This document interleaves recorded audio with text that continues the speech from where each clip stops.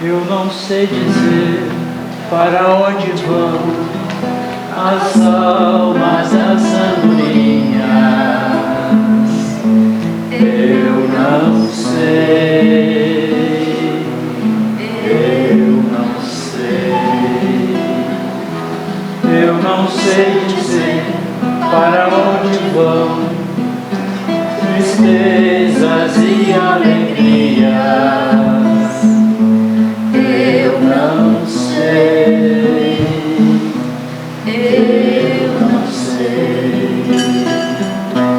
Eu só sei dizer que dentro de minha alma sinto a natureza cantando e chorando. Eu só sei dizer que sinto Deus sorrindo para mim. E sinto Deus sorrindo para mim. Eu não sei dizer para onde vão perfume de tantas flores. Eu não sei, eu não sei. Eu não sei dizer para onde vão tristezas e alegrias. Eu não sei, eu não sei. Só sei dizer que dentro de minha alma sinto a natureza cantando e chorando. Eu só sei dizer que sinto Deus sorrindo para mim. E sinto Deus sorrindo para mim.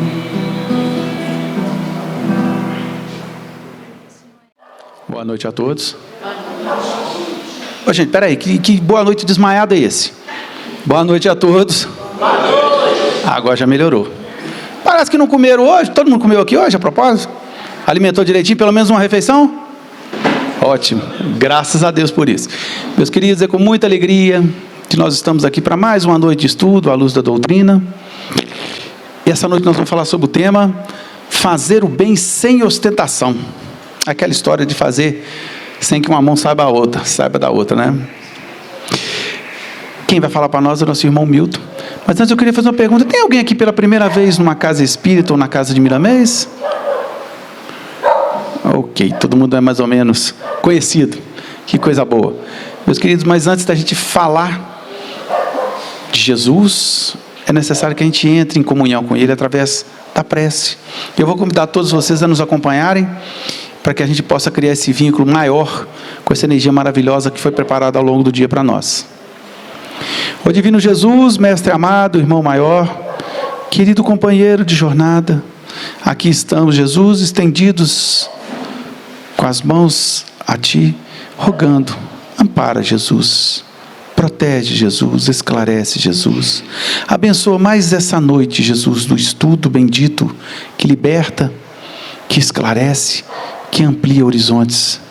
Conduza o nosso palestrante da noite, segundo os Teus sábios desígnios, para que ele possa encontrar em nossos corações o caminho fértil, Jesus, para o ensinamento bendito.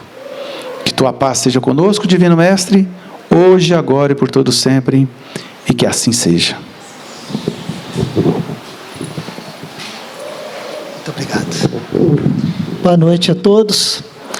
Que Jesus abençoe, que Jesus ilumine a cada um de nós, no nosso estudo, no nosso esforço, para entender as coisas espirituais, para viver de acordo com aquilo que estamos aprendendo.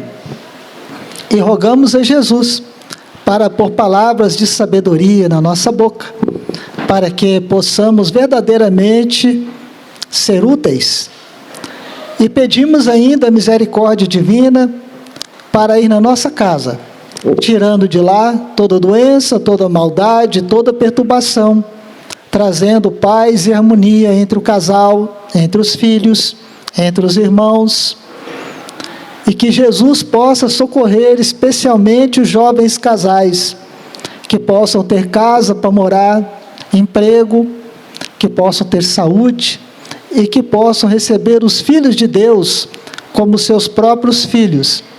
E quando chegar o fim desta vida, devolver os filhos a Deus, cheios de sabedoria e cheios de bondade. E aconteceu que no trabalho da caridade, na casa dos apóstolos em Jerusalém, que também era chamada de Casa do Caminho, vivia uma repleta de necessitados em grande movimentação. O dia todo, muitos necessitados, muitos sofredores chegavam pedindo socorro. Eram doentes, desiludidos, que vinham rogar esperança. Eram velhinhos que suplicavam abrigo por não ter onde viver. Eram mulheres com semblante triste, que traziam nos seus braços crianças aleijadas, que no duro peso do sofrimento nasciam com deformidades físicas, e de quando em quando, grupos de irmãos generosos chegavam da rua, acompanhando doentes mentais, para que ali recolhessem o benefício da oração. E numa sala pequena, o apóstolo Pedro atendia de boa vontade aos necessitados.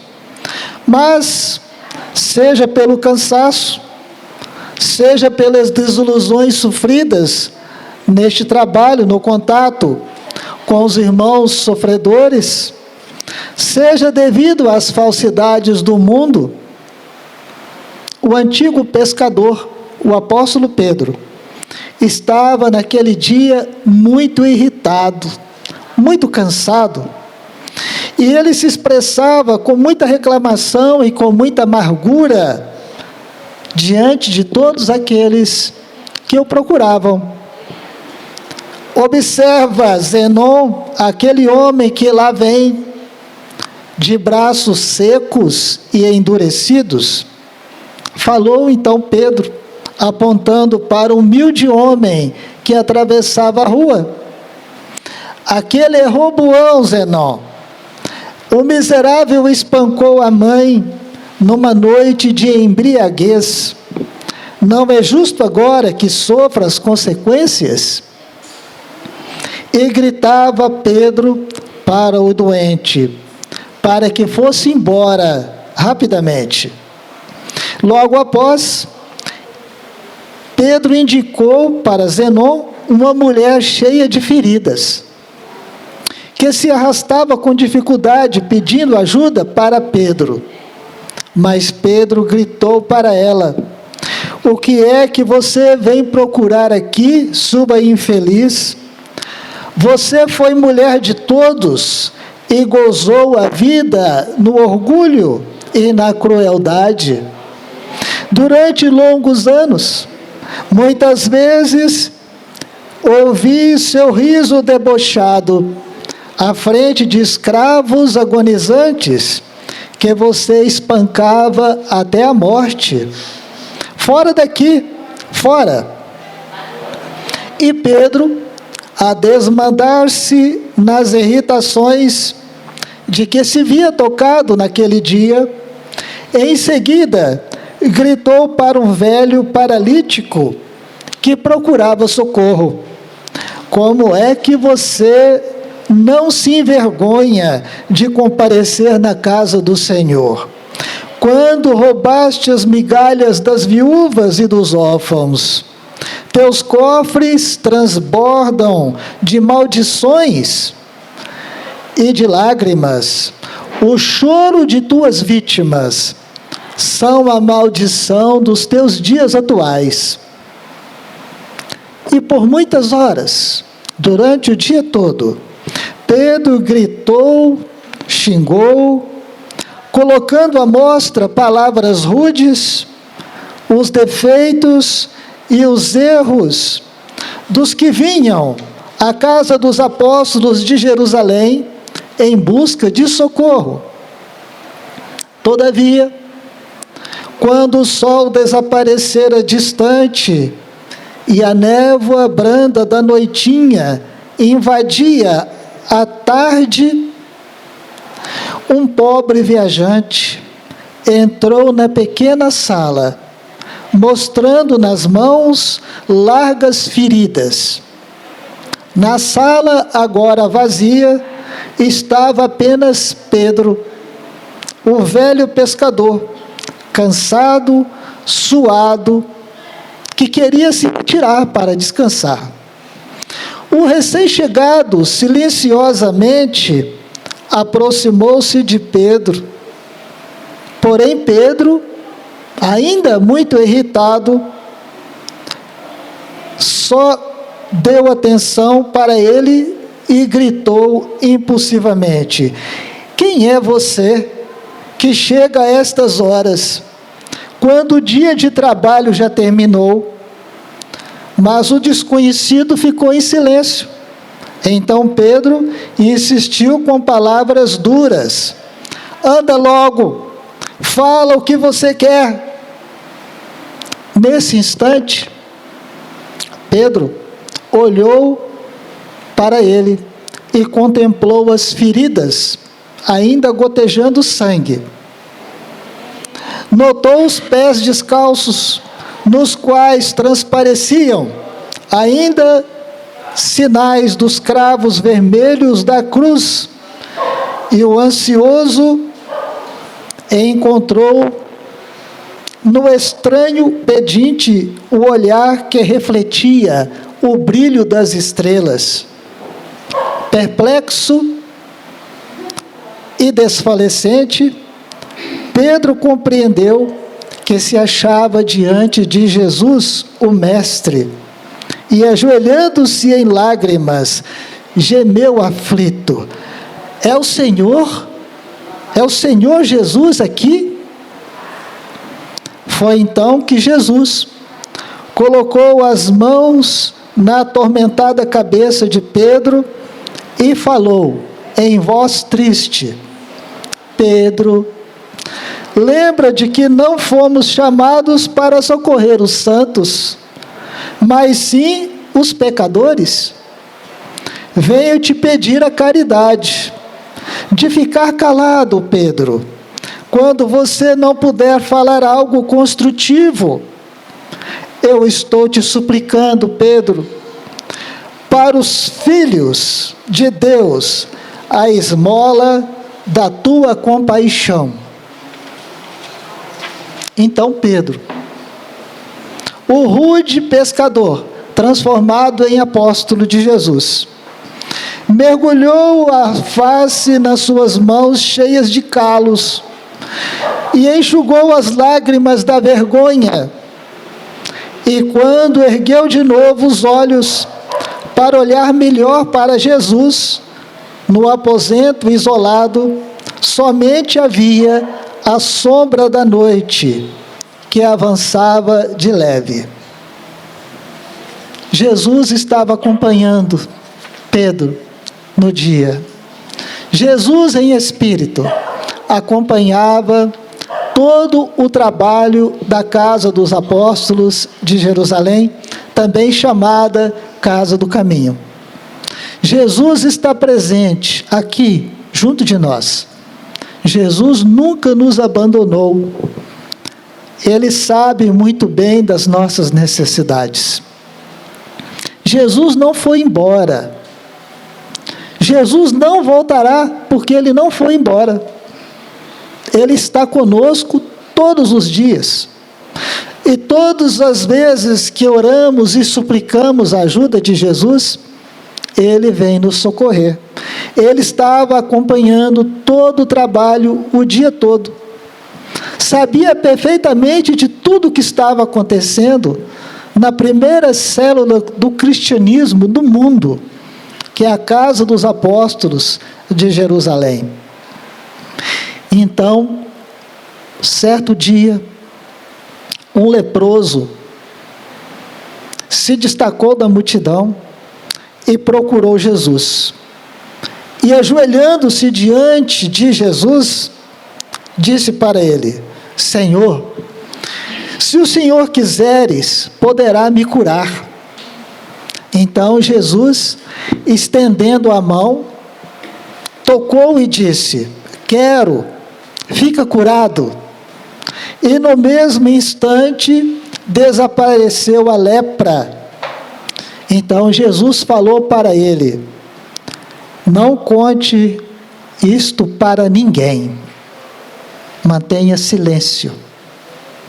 Então assim deve ser o trabalhador de Jesus. Não deve fazer alarde, não deve tocar trombetas, não deve anunciar o bem que faz, não deve alardear a caridade que praticou. Mas as pessoas estão hoje em dia muito preocupadas em anunciar o bem que faz, em anunciar as suas boas obras. Mas Paulo, o vaso escolhido de Jesus para ensinar o evangelho aos estrangeiros, ele disse para nós, na sua carta aos Efésios: não faça o bem apenas de aparências, para agradar aos homens, mas como servo do Cristo, fazendo de coração a vontade de Deus. Então, nós temos orientação de Jesus, temos orientação de Paulo, temos a orientação dos bons espíritos, para nós não fazermos propaganda das nossas boas obras. Porque as boas obras, para ter valor para nós, elas precisam ser feitas no silêncio, ocultamente.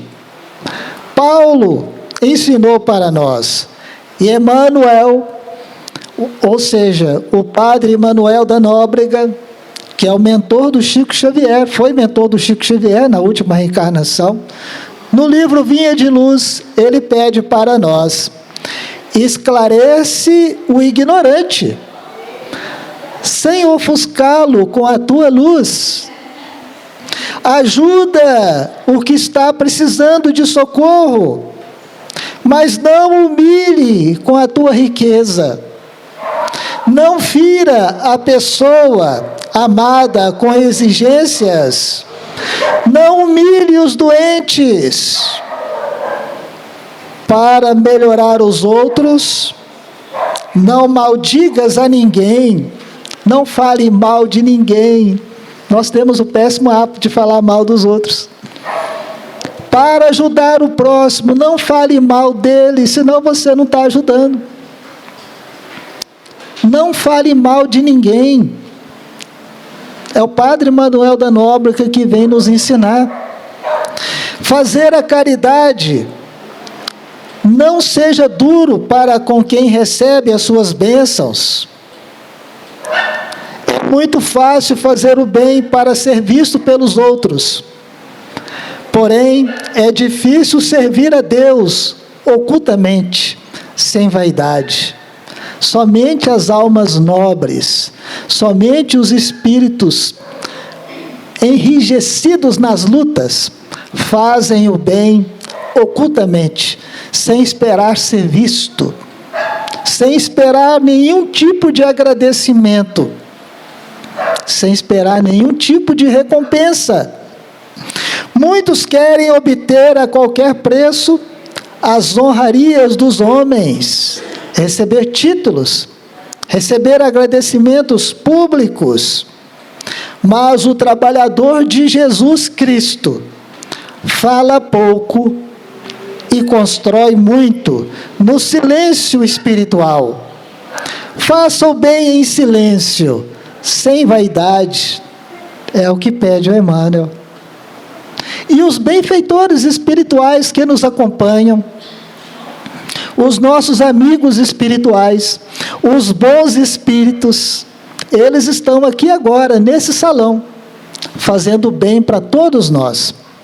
Muitas vezes, doenças nem chegarão a aparecer, nem chegarão a ser percebidas por nós, porque eles ocultamente, no silêncio, estão agindo em favor de cada um de nós aqui presente.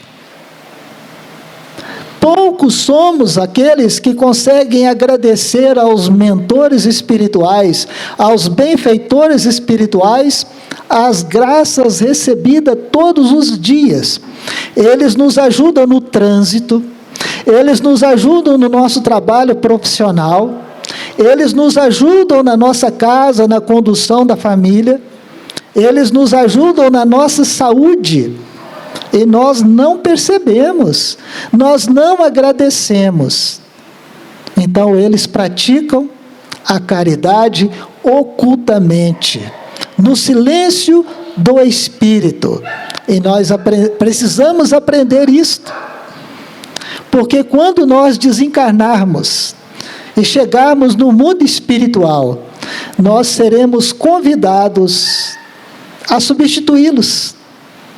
Sim, seremos convidados a substituí-los, porque eles estarão reencarnando. Eles estarão reencarnando e contarão com a nossa boa vontade para ajudá-los, para orientá-los, para confortá-los, para esclarecê-los nos momentos duros e difíceis que eles também enfrentarão aqui na Terra. Então, a vontade de Deus é que a caridade seja feita sem que tenhamos nenhum ganho com isso. O único ganho digno, o único ganho esperado pelo cristão é a alegria íntima por ter praticado o bem.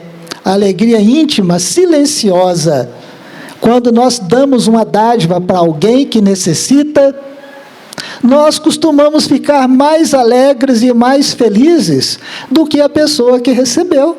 Não sei se vocês já perceberam isso, porque essa dádiva nos liga ao nosso Pai Criador, e quando nos ligamos pelos laços da caridade, pelos laços da bondade ao nosso Pai misericordioso, recebemos direto do alto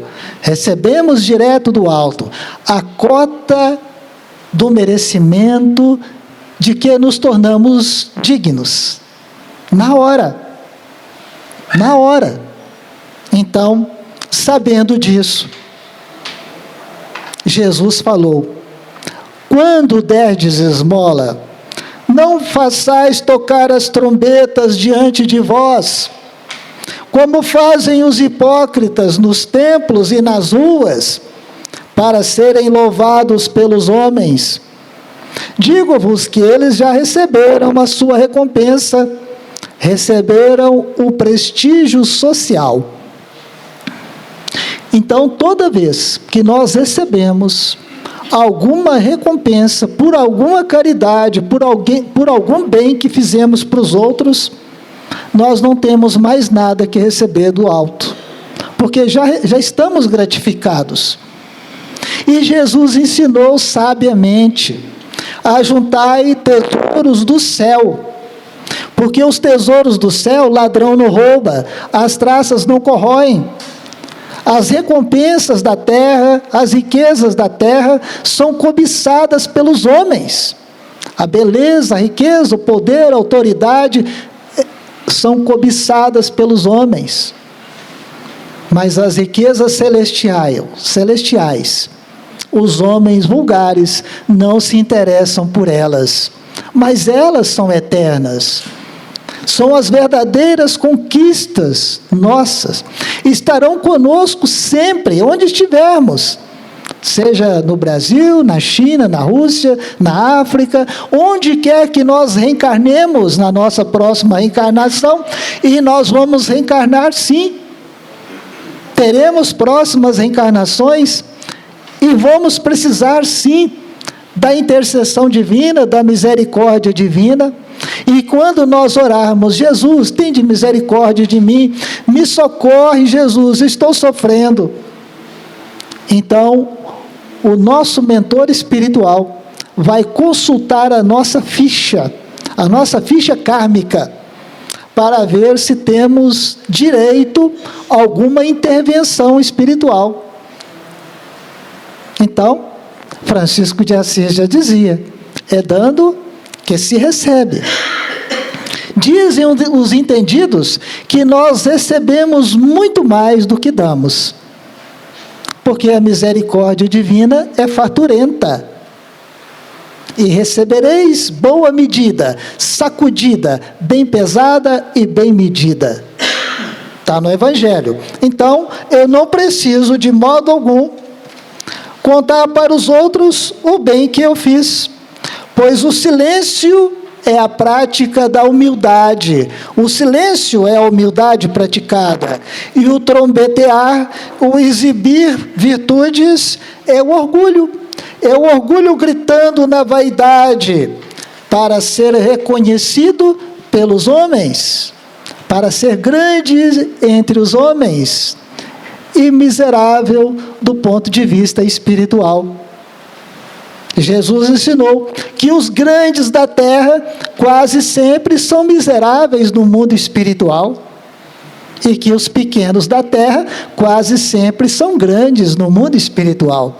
Certa vez, o Francisco Cândido Xavier, já altas horas da madrugada, quando terminou o atendimento no centro espírita, na casa da prece, ele e os colegas da tarefa se dirigiam para o centro de Uberaba para tomar um café, num restaurante que ficava aberto a noite toda.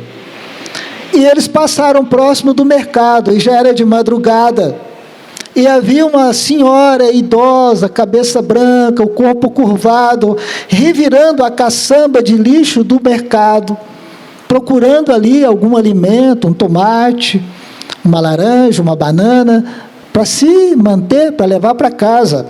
E um dos colegas disse para o Chico: Chico, observe essa irmã, coitada, que provação pesada, deve ser um espírito muito endividado para estar vivendo desse jeito.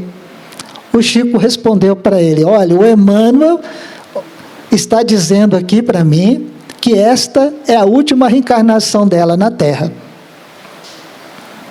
Então, nem sempre os grandes da Terra são grandes no mundo espiritual. Muito bem, então, quando anunciamos o bem que nós fazemos para os outros, é um forte indicativo de que ainda temos dúvidas se nós somos mesmos bondosos. Quando nós ficamos contando para os outros o bem que nós fizemos, significa que nem nós mesmos acreditamos em nós. Temos dúvidas se somos bons, porque sentimos a necessidade do reconhecimento do próximo. A nossa fragilidade exige que os que estão em volta de nós reconheçam como somos bondosos. E eles dizem, e nós ficamos tão satisfeitos quando escutamos: olha que pessoa boa, ele faz tanta caridade. Nossa, veja como ele ajuda o próximo.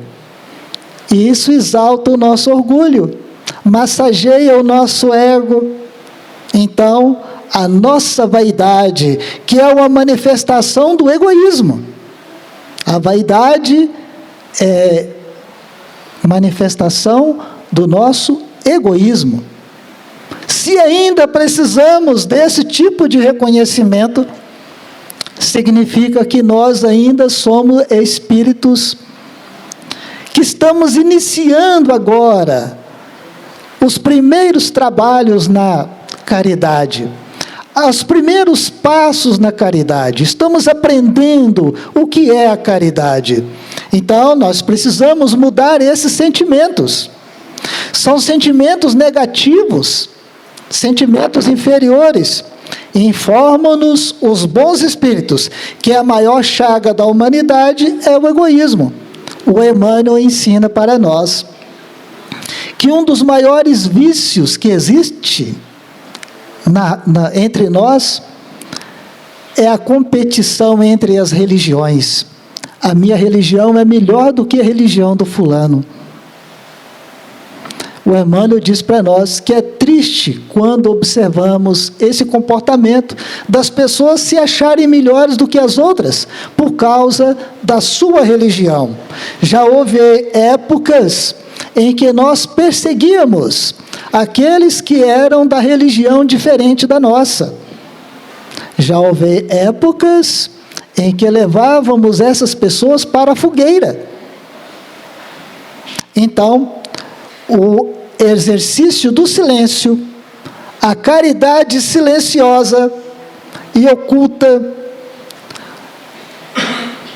são, até nas coisas mais simples da vida, as atitudes que nos levam a fazer o bem. Não somente o bem material, que corresponde a um dinheiro, a uma cesta básica, a um pacote de feijão, a um pacote de arroz, mas também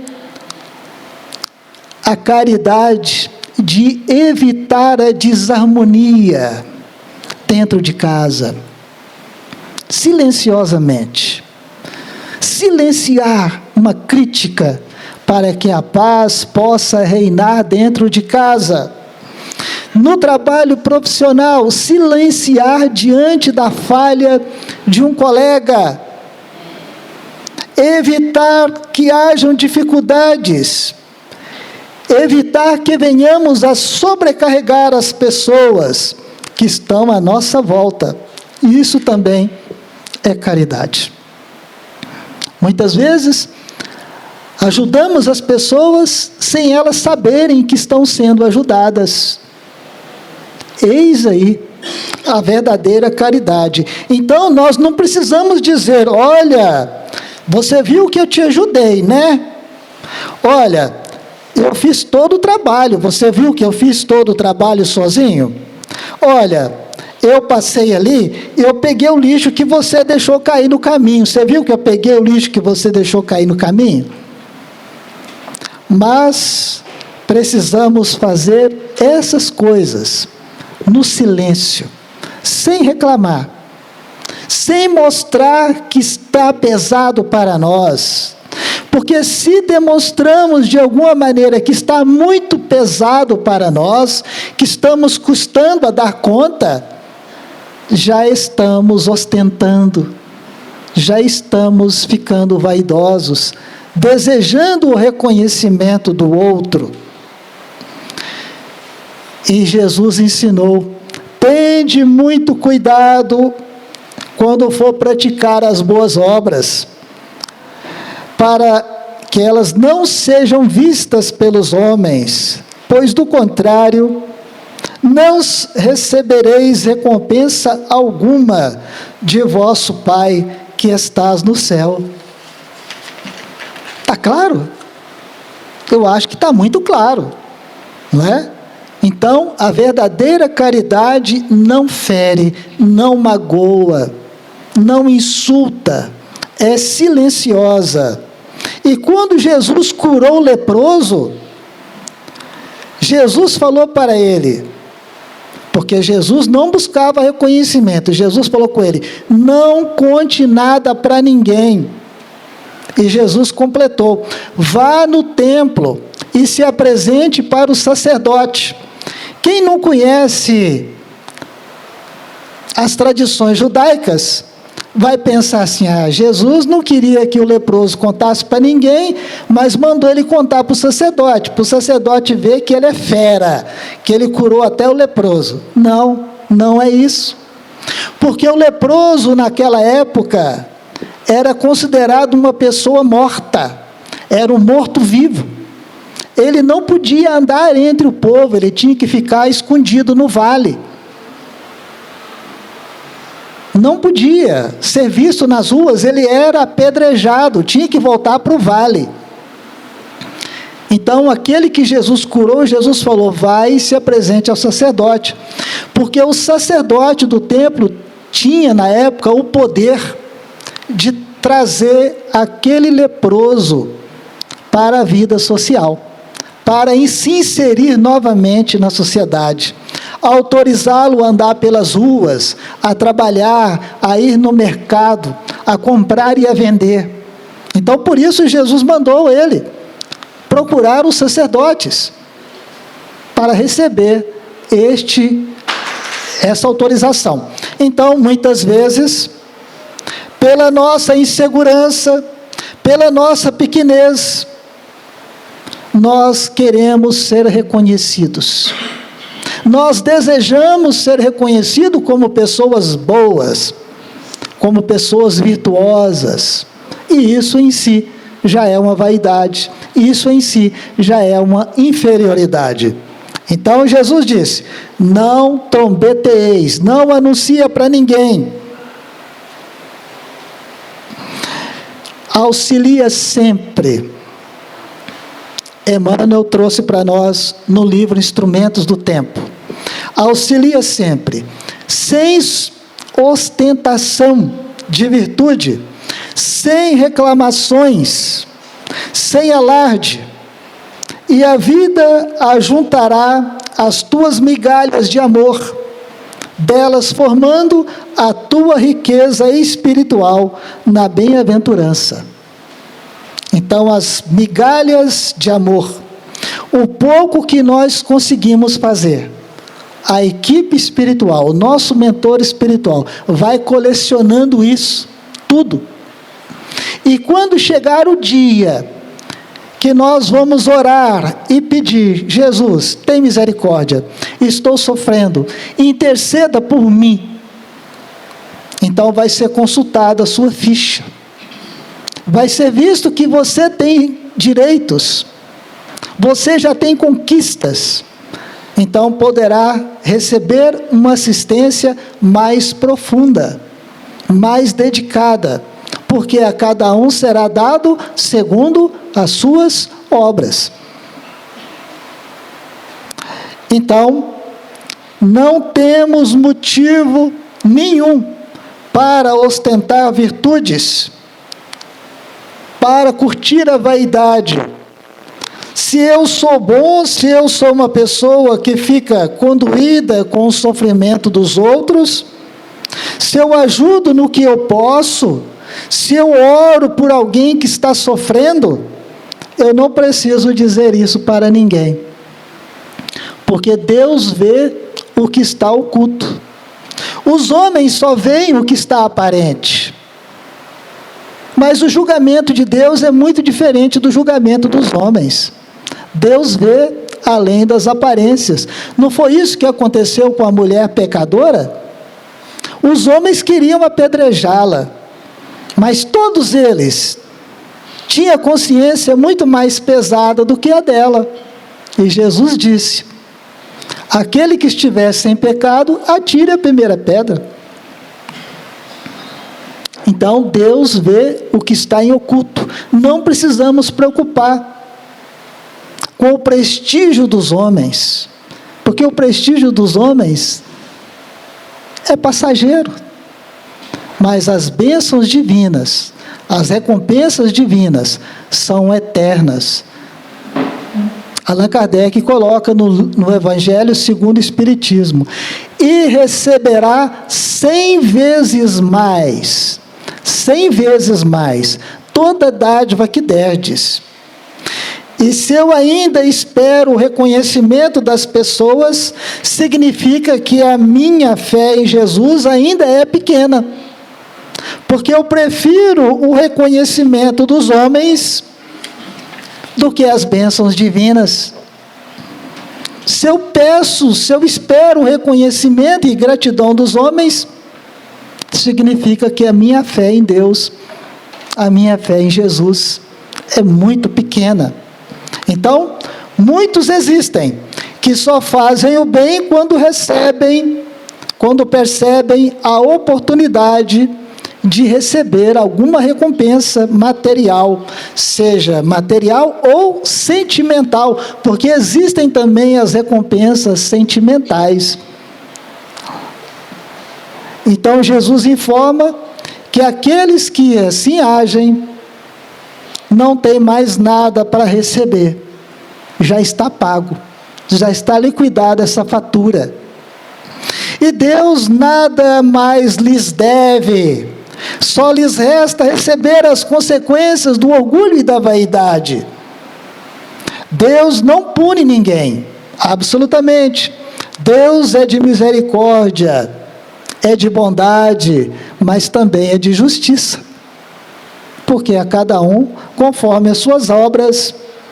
E se eu já consigo fazer o bem, mas eu espero ainda por algum tipo de recompensa, então eu vou ficar apertado, porque o bem que eu estou fazendo, o bem que está sendo produzido pelas minhas mãos, eles não são meus. É Jesus que produz o bem através das minhas mãos, são os bons espíritos que produzem o bem através das minhas mãos. E os bons espíritos não são lerdos, eles não são distraídos, eles estão nos observando dia e noite, estão percebendo a nossa vaidade. Então não tem sentido eu exigir alguma recompensa por um bem que não foi eu que fiz, por um bem que eu apenas fui instrumento dele. Que espécie de recompensa eu posso esperar? Sendo que as bênçãos vêm do alto, a misericórdia vem do alto.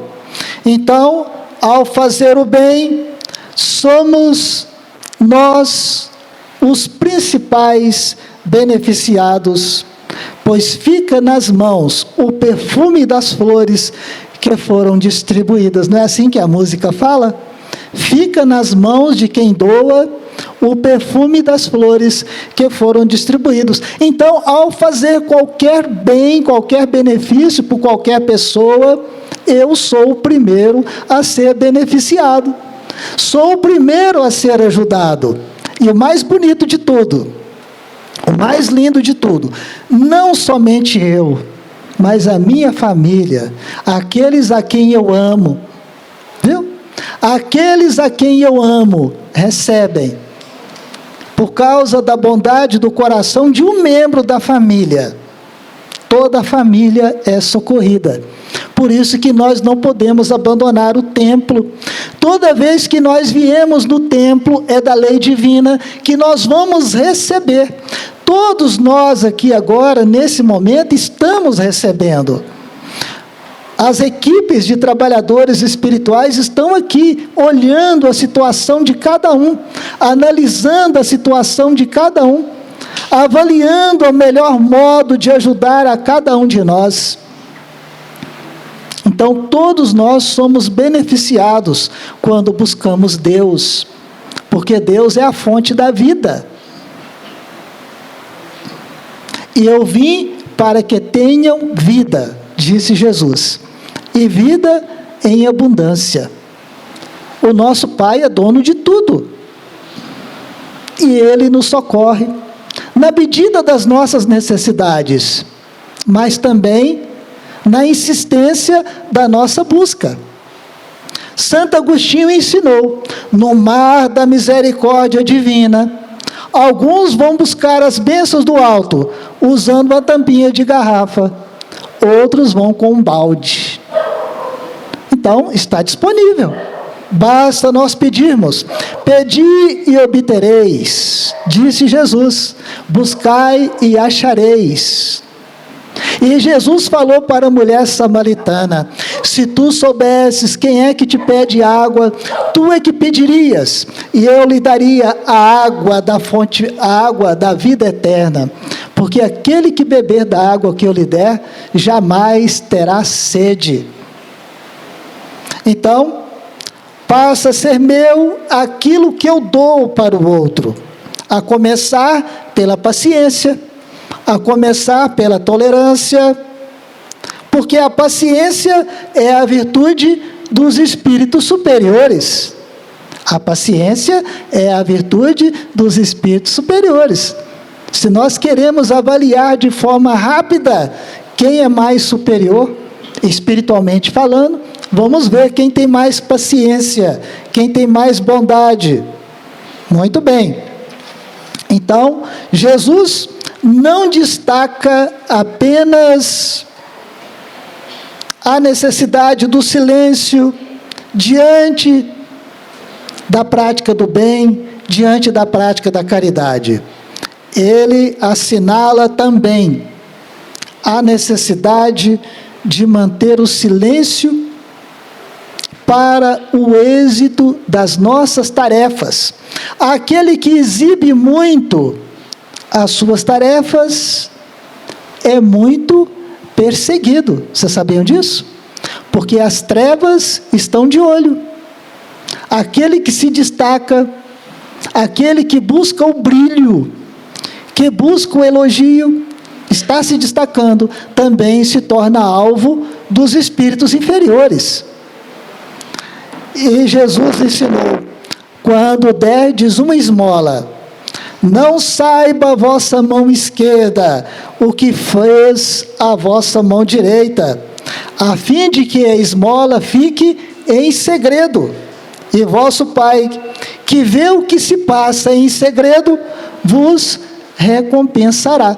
Então, o nosso Pai sabe do que é que está se passando em segredo.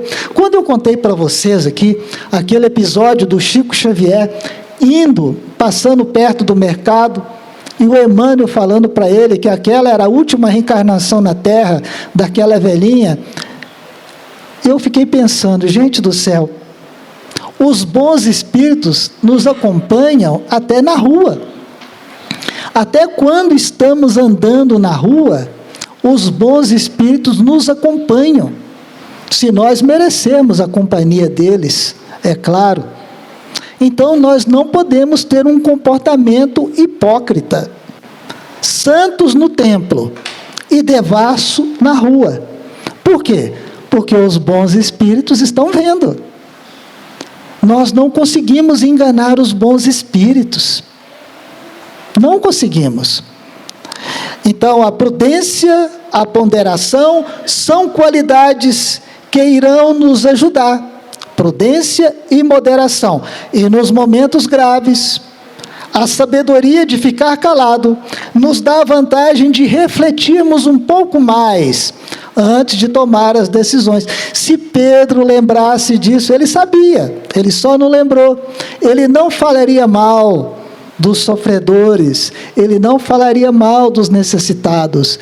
E Jesus chegou para ele: Pedro, quando você não tem nada de bom para falar, Pedro, fique calado.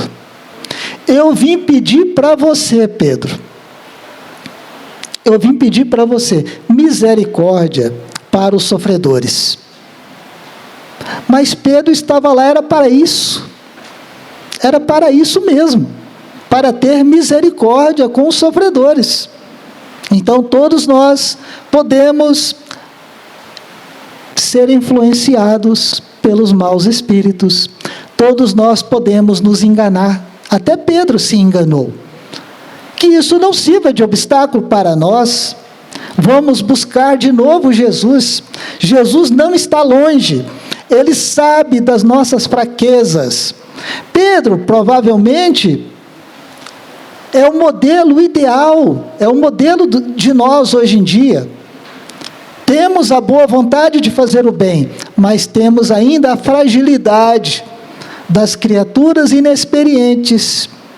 Queremos fazer o bem, mas não temos experiências. Como adquirir experiência? Fazendo. Mesmo que não fique bem feito, vamos continuar fazendo, porque Jesus cuida de nós. A Madre Teresa d'Ávila, certa vez, estava levando haveres para uma família na Espanha, que passava por terríveis privações, e veio uma chuva muito forte, e inundou o rio por onde ela teria que passar. Ela orou, pediu ajuda para Jesus, e conta a história que Jesus em pessoa veio socorrer Teresa d'Ávila, ou Teresa do Menino Jesus, é a mesma pessoa, e a transportou até do outro lado do rio, e disse para ela: Teresa, veja como eu cuido bem dos meus trabalhadores. Ela sorriu e disse: pois é, Jesus, talvez seja por isso que o Senhor os tem tão poucos, porque Jesus ajuda sempre, porque Ele espera da nossa parte a retribuição, Ele espera da nossa parte renovação de atitudes. Você se lembra do livro Missionário da Luz, de André Luiz? Quando uma pessoa chega no centro espírita, ele é observado pelos espíritos, pelos trabalhadores espirituais. Então, uma pessoa chega, assiste reunião, vai para a sala de passe, toma passe, e aí vai. Primeira vez, segunda vez, terceira vez. Quando chega na 10ª vez que a pessoa tomou passe, e a equipe espiritual aplicando energias, aplicando tratamento em favor da pessoa. Se a pessoa não pegou um livro para ler, se a pessoa não resolveu fazer uma campanha do quilo, a pessoa não resolveu participar de nada, de uma tarefa nenhuma, a pessoa vai continuar vindo, assistindo os estudos, vai continuar entrando na sala de passes, só que na hora de aplicar o passe, não vai sair mais energia. Sabe por quê? Porque senão a pessoa fica viciada. A pessoa se transforma naquele título terrível de Papa Passes. É o Papa Passes. Então, nós precisamos, sim, ir no centro, assistir as palestras, mudar nossas atitudes, eliminar nossos vícios, tomar passes, mas pegar um livro para ler. Sim, pegar um livro. Já é um trabalho muito bom pegar um livro para ler. Ajudar na campanha do quilo, ajudar na visita aos doentes, né? Fazer curso de passe, se preparar para ser um trabalhador. Então, existem ainda aqueles que ainda fazem cobranças, tipo assim: eu estou ajudando há tanto tempo e não está adiantando nada. Olha aí a ostentação, é o Todo-Poderoso, né? Outros dizem: eu não sei o que você está fazendo com tanta ajuda que você recebe. Né? Olha a cobrança. Então, está ostentando. Então, quando nós oprimimos alguém que está sendo ajudado, fazendo cobranças de resultados, isso também é um tipo de ostentação. Então, a cobrança de benefícios só cabe a Deus. Nós somos apenas trabalhadores de Jesus. Cabe a nós trabalhar, agir, praticar o Evangelho. Quem vai fazer a cobrança não somos nós. É Deus que vai fazer a cobrança. Ele é o Pai. Ele que vai corrigir no momento certo. Então, todo benefício que é lamentado. Eu gastei R$1.000 com você, para você tirar a carteira de motorista. Está aí, ó, você não, nem lá você foi. Então, todo benefício lamentado não tem valor.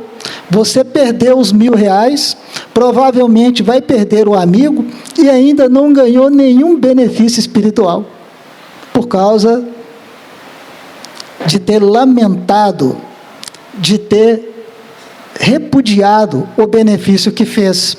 Então, nós não temos direito de lamentar a perda, porque os bens materiais não são nossos. Os bens materiais não são nossos, são do alto. Somos apenas usuários. Vamos devolver tudo. E nós precisamos ainda aprender a fazer o bem, sem que a pessoa perceba que nós estamos ajudando a ela. Tem um amigo meu, que ele morou muitos anos com a sogra. A sogra já doente, tremendamente doente, mas dura na queda. Ela não queria sair da casa dela para morar com nenhuma filha, porque ela queria desencarnar na casa dela. Então, o que esse moço, que é genro dela, fez? Mudou para a casa da sogra. E ele dizia para nós, na presença dela: Milton, a dona Conceição é tão bondosa que ela deixa a gente morar na casa dela e ela nem cobra aluguel de nós, você acredita? Estava cuidando dela, estava ajudando ela, mas sem humilhá-la, sem ofendê-la, sem magoá-la. Ela estava toda feliz, porque no entendimento dela, ela estava ajudando a filha e o genro, que ela achava que estava precisando daquela ajuda. Ela não percebia que estava sendo ajudada. Então, é esse o benefício que nós precisamos aprender a fazer. Como está lá no Evangelho segundo o Espiritismo, na história dos infortúnios ocultos. Quem é essa mulher? De ar distinto, de traje simples, embora bem cuidado, e que traz em sua companhia uma mocinha, modestamente vestida, entra numa casa de terrível aparência, sem dúvida é conhecida, pois na entrada todos a saúdam respeitosamente. Neste casebre mora uma pobre mãe, cercada de crianças. A sua chegada refugia alegria naqueles olhos. É que ela vai ali acalmar todas as dores, traz o de que necessitam com meigas e consoladoras palavras, que fazem que os seus protegidos aceitem o benefício sem se humilharem. O pai está no hospital e quando lá permanece, a mãe não consegue cuidar dos filhos, não consegue prover as necessidades da família, e graças a esta boa senhora, aquelas pobres crianças não sentirão frio, nem fome, e irão à escola agasalhadas, e para as pequenas não faltará o leite. Se entre elas alguma adoece, a boa senhora dará cuidados materiais de que ela necessite. Dali vai ao hospital para levar o pai algum conforto e tranquilizar a família sobre a sorte. E no canto da rua, uma carruagem à espera. Verdadeiro armazém de tudo o que se destina aos seus protegidos, que ele recebem sucessivamente as visitas. Não lhes pergunta qual é a sua crença, qual a sua religião, pois considera seus irmãos todos os filhos de Deus e todos os homens. E à noite, todos oram aos céus, todos elevam a Deus, católicos, judeus, protestantes, todos a bendizem. E certo dia, a circunstância leva à sua casa uma das suas protegidas, que vendiam trabalhos executados por suas próprias mãos. Ao vê-la, reconheceu nela a sua benfeitora.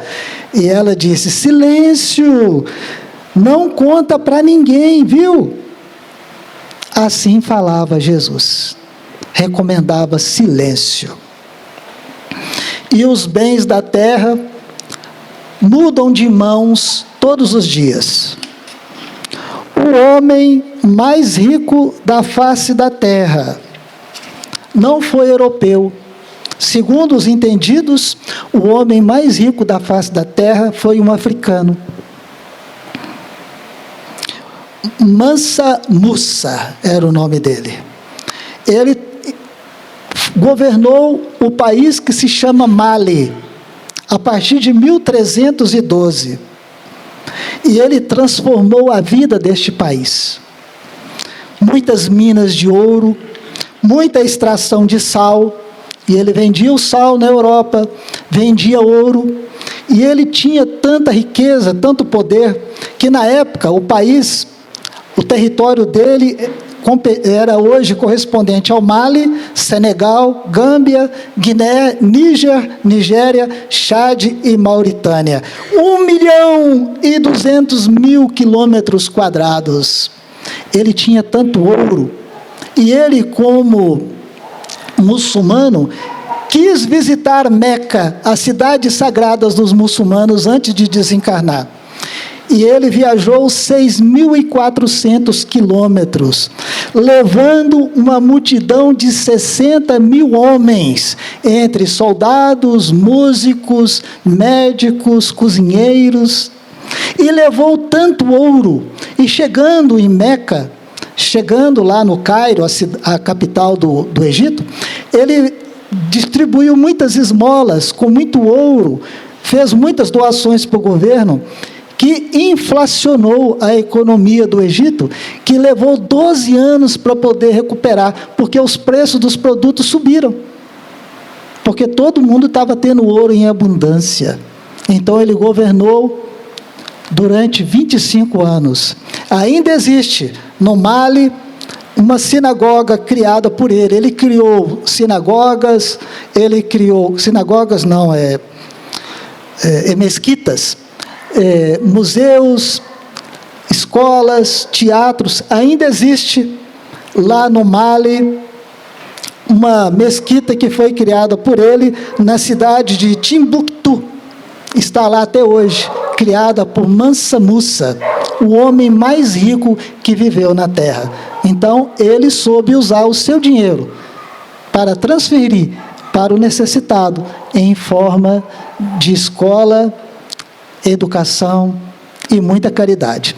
Agradeço demais as bênçãos que Jesus derramou sobre todos nós aqui nesta noite. Peço a Jesus para ir na casa de cada um de nós, tirando de lá toda doença, toda maldade, toda perturbação, e que a paz esteja em todas as famílias. Muito agradecido a todos.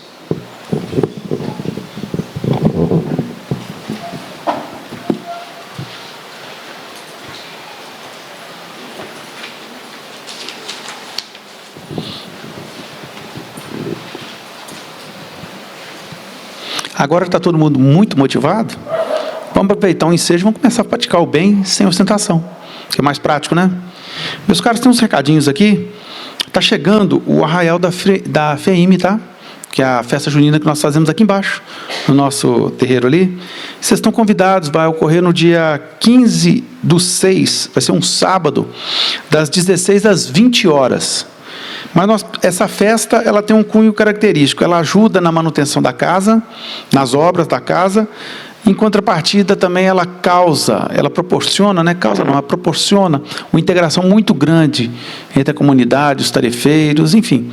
Quem já veio sabe como é bom. É uma comilança deliciosa, maravilhosa. E a gente precisa da ajuda de vocês para que ela aconteça também, gente.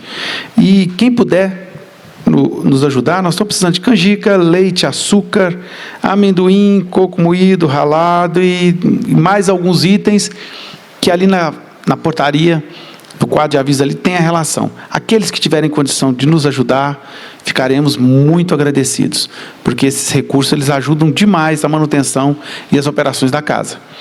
E pegando o gancho que o Milton nos falou aqui, nós temos aqui alguns estudos que nos ajudam a despertar para as necessidades maiores de trabalho e principalmente de auxílio. Nós temos aqui a evangelização infantil, que ocorre às segundas e quartas-feiras, no horário das reuniões públicas. Nós temos o estudo, a pré-mocidade, que também ocorre nas segundas e quartas-feiras e também aos domingos. A mocidade, propriamente dita, aos sábados.